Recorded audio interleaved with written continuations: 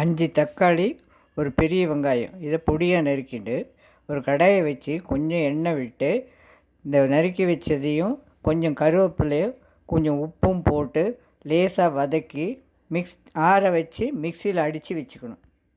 திரும்ப கடாயை வச்சு கொஞ்சம் எண்ணெய் கூட விட்டு கடுகு தாளித்து கொட்டி இந்த அரைச்சி வச்ச விழுது, உப்பு, மஞ்சப்பொடி, காரம் மிளகாப்பொடி அதையும் போட்டு நல்லா வதக்கணும். அது ஸ்டவ்வை கொஞ்சம் சின்னதாக வச்சுருந்தா தான், இல்லைன்னா எங்கே பார்த்தாலும் தெரிக்கும்.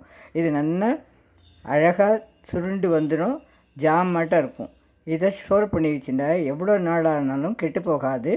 இது தோசை, இட்லி இதுக்கும் தொட்டுண்டா சூப்பராக இருக்கும்.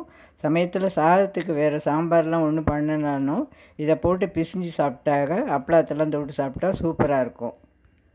இந்த தொக்கை கொஞ்சம் மசாலா பொடி போட்டு வந்தால் தக்காளி சாதமாகவும் ரெடி ஆகிடும்.